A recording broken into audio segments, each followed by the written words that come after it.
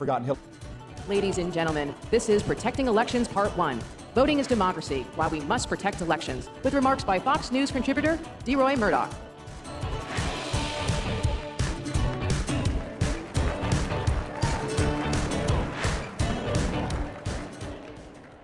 Good morning, CPAC Nation. Democrat John F. Kennedy liked to joke during the 1960 presidential campaign that he just opened a telegram from his father. It read, "Dear Jack, don't buy one more vote than necessary. I'll be damned if I pay for a landslide."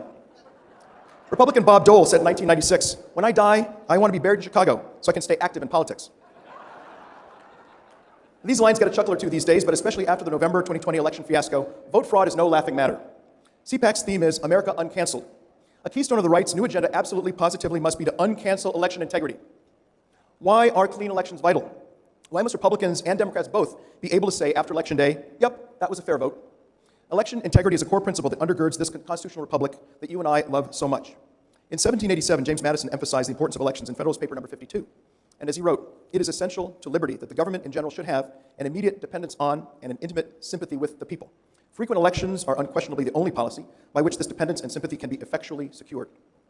Our republic relies on democratic elections to implement a basic tenet on which this nation stands. Thomas Jefferson wrote this in America's birth certificate, our Declaration of Independence.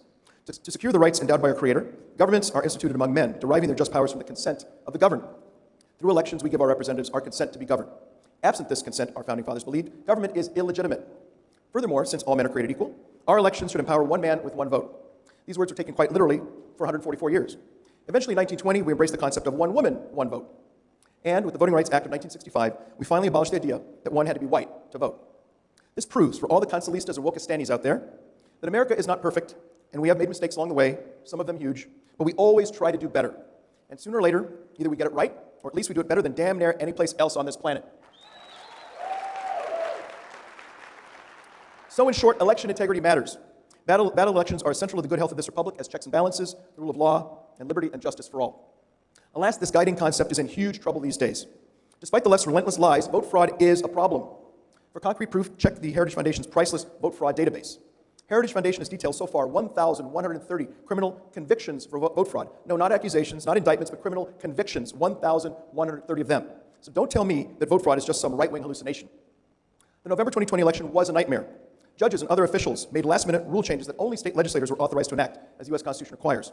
Mysterious late-night ballot dumps triggered huge, lopsided vote spikes for Joe Biden.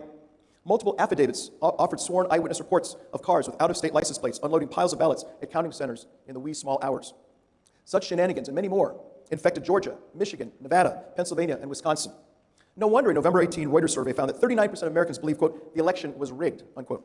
This included 67% of Republicans, 31% of independents, and even 17% of Democrats. Willfully blind leftists ridicule the right's complaints about fake ballots and election irregularities because they were not widespread. Well, how widespread must vote fraud be before the left shares our concerns? Will that require 10,000 bogus ballots? 1 million phony votes? Here's a modest proposal. The left can pick that widespread number. We on the right will accept it. And in turn, the right will decide which leftists will have their genuine votes canceled by those widespread fraudulent ballots. Let's start with Rachel Maddow, Chuck Todd, Joy Reid, Chris Cuomo, Nancy Pelosi, and Chuck Schumer. If illegal ballots nullify their votes, maybe they finally will fight for election integrity.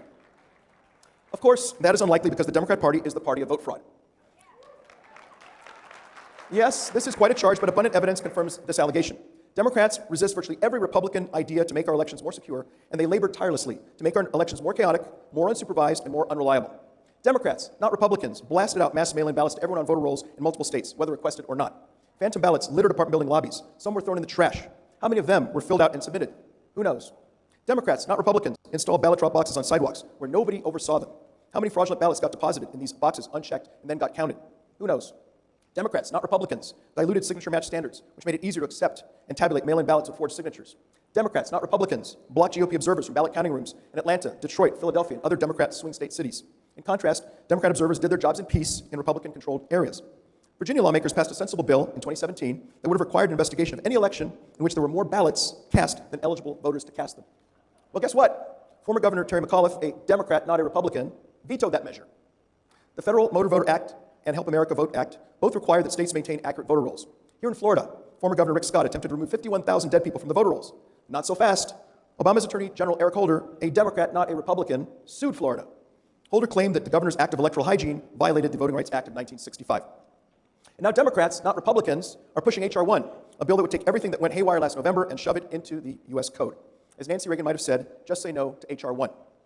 We will underscore election integrity's crucial importance via multiple panels throughout CPAC, starting with our very next session. Please join us for these urgent discussions.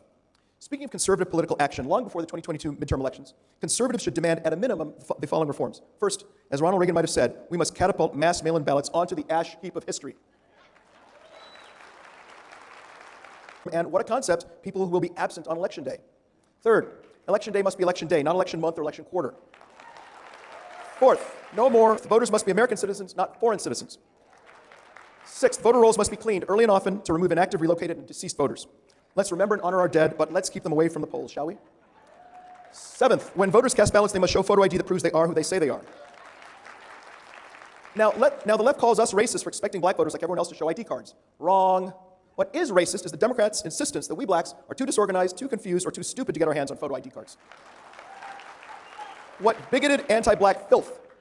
Black Americans show photo ID 7 days a week to drive cars, cash checks, purchase adult beverages, and much more. Just yesterday, the federal government under Joe Biden made me show photo ID to board my jet to Orlando, just like everyone else. How racist. Now, if voter ID really is a tool of white nationalism, how does the left explain this? Nigeria, a country that is controlled by black people. If you want to vote, you got to show voter ID.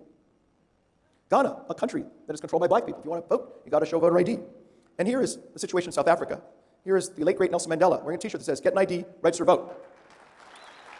So yes, we want voter ID cards, and we want them now.